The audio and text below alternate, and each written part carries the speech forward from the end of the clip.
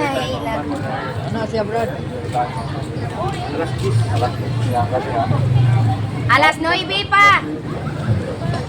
Maayong gabi kanatong tanan. Wa ko kabalo o naabay mga protestante din o puro ra ba mga katolik. Angay ko nung ipahibalo ang ako ang ngalan o ang ako ang kondok.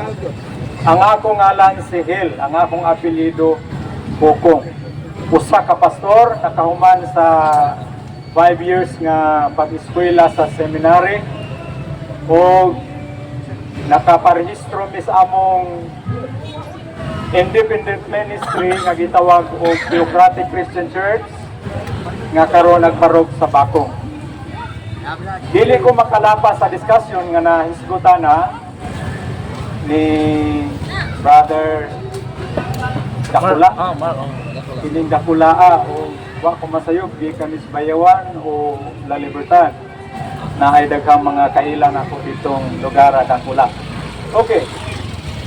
Nadungog na ako ning sipa ang iyang gisulti nga ang Catholic Church based on the principle of the Catechism of Catholic Church kanang gitawag nila og magisterium.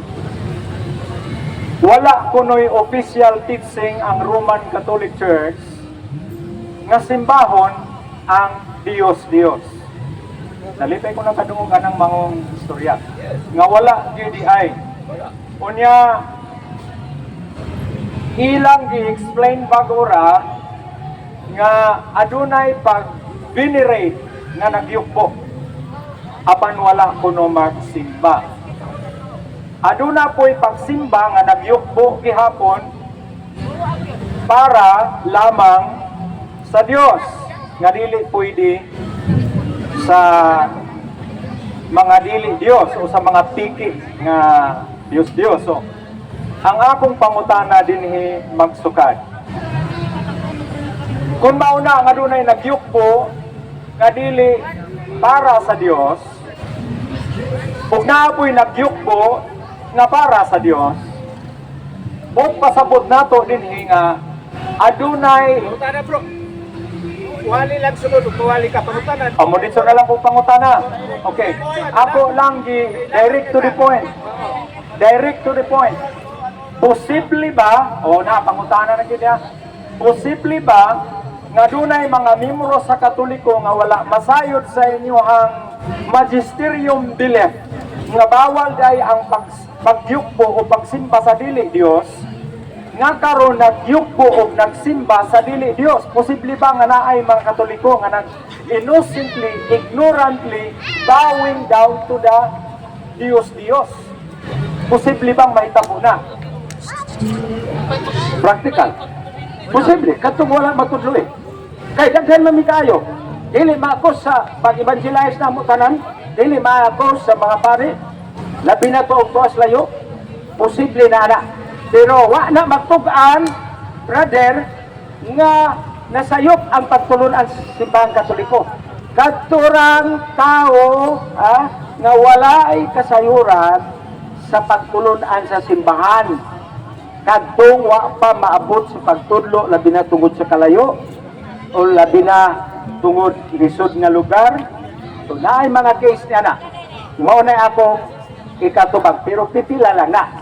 Pero usbon ko wala magtug-an o magpasabot nga nasayop ang pagtulunan sa Katoliko. Sila lang nakuwang pa sila sa kasayuran labi na tong tuwas bukid. Okay, pala.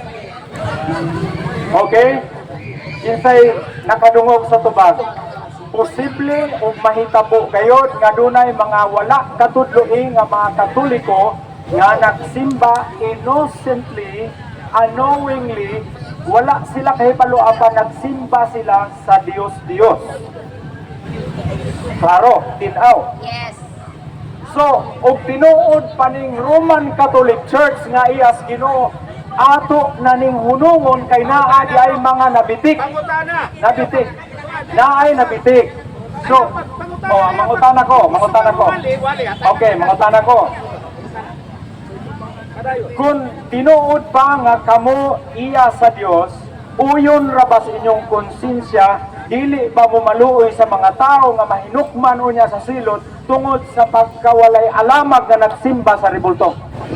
Ang kaluwasan, brother, kanunay pang nag-uswag nganuman tuyo sa Ginoo, mulukop sa tibuok kalibutan ang pagtulunan sa Ginoo.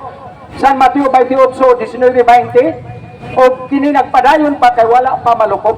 Mo na kadtong mga wa pa malukop nga mga wa pa hiabti sa pagtulunan simbahan, natural doon na dito sila kasaypanan, pero kaming nakakatuna, natudluan na, nakahibaw na mi. Wa na magtugan brother nga nasayop mi. Sakto ang simbahang Katoliko, kadto lang sila wa pa maabti. Kamo gani, sayop gani mo kay. Naabta na mo, pero mitipas mo. Ikadua, ang pagkatinuod sa simbahang Katoliko, dili kay tungod atong mga inosente. Dili, ang pagkatinuod sa simbahang Katoliko, kay tinukod ni Kristo. Mauna, hika ni Kristo, hangtod karon nagpadayon. Mauna tinuod, dili kay nahimong dili tinuod ang simbahan. Kay tungod, dunay pipila nga mga inosente, nga wala kaabti. Hindi conclude na ka, gitubag labot na ka. Namingon imo man inganya na ng mga tao nga. Mingon ka niya, ganay tinuod ba, nga naapay pipila, di pa ka makonsensya, tubag. Natural, amo ng padayunon pagpaabot, brother. Mo nang mingon ko, para ikaylap sa tibuok kalibutan, wala makawagtan sa pagkadili tinuod sa simbahan, kaya ang tinuod nga simbahan usara, ang simbahan nga gitukod ni Kristo. San Mateo 16:18, kanang San Mateo 16:18, ilahos ko na lang, mayroon siya way ngalan, sigurado yun ko. Pero pangingon na, bisan ang kamatayon, dili kabuntog nini, maunay attribute kinaiya sa simbahan nga tinuod nga gikas pagtukod hangtod karon magpabilin, kay gradual man ang paghatag og ngalan. Mano nga kanang paguniyang nasa sayop na Katoliko ay mo diha iya na kaniko pud siya nation mga membro, pero dili na maoy hinungdan nga ang simbahan nga tinukod ni Kristo nawa ang iyang pagkatinukod tungod kay naay pipila. Dili.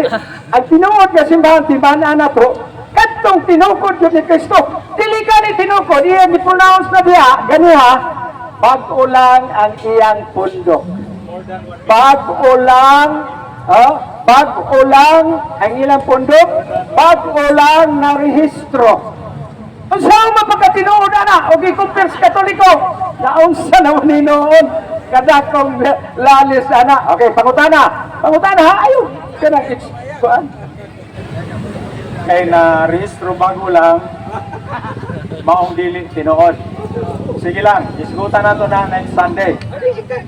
Ang akong ipadayon ang akong pangutana mahitungod sa pagyukbo o pagbuhat o larawan. Mao man ato ang giisgutan.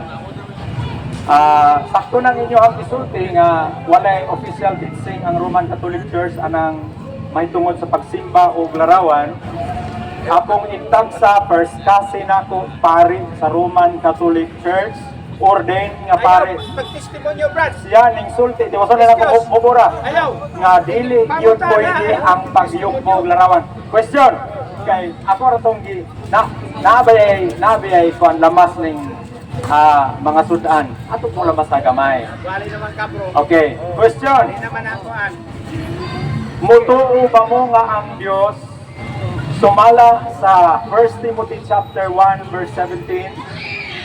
Now unto the King, eternal, immortal, invisible, the only wise God, be honor and glory forever and ever. Amen. Invisible ang Diyos.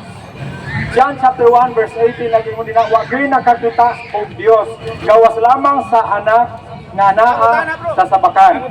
Ang pangutana mao ni mutuo ba mo nga walay nakakita sa Dios o walay nakadungog sa Dios? Okay.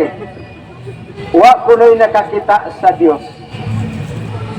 Miangkon mas Kristo nga siya nagpakatao sa dihang nabanhaw nga atong Ginoo unsa may iyang prueba aron nga kini siya mutuo. Kategorikal. Mutuo ba mo nga walay nakakita? May experience ako.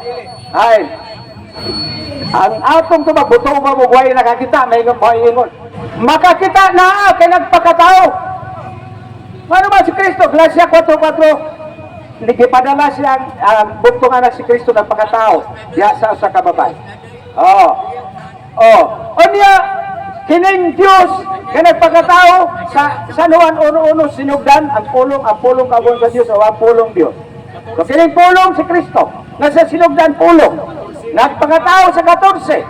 Onya, Diyos man na. Wala na itong makiti. Mautong si Santo Tomas para makaila siya ni Kristo nga Diyos, ikan pagkabanhaw San Lucas 23:42 following. Ipakita ni Kristo ang iyang kamot, ipahikap sa kilid. O sa ingon ni Sanuan, Ginoo ko, Diyos ko, nakita man lagi, nahikap man lagi. Ang second person kay nagpakatao, mahikap. Mahikap, makita, madugog kay nanudlo pagani. Diba? So, ang among gi-prove din nga anong makita ang second person. Pero kung madungog, kaya ano itong dito sa si Moises, Exodo 3, ono following, dito siya sa Mount Sinai. Wa ba kadungog sa tingog si Moises? John 5:37. John 5:37. Wa ba kadungog siya? Nakadungog. Klaro, brother. Kinsa man to? Ang Diyos Amahan. Nakadungog. O niya, si Saulo dito siya sa daalan sa Damascus. Kadungog mas yung tingog si Ginoo. May nga siya, Saulo, nganong gilutos mo man ako? O niya, mingukan di madungog? Di makita? Makita.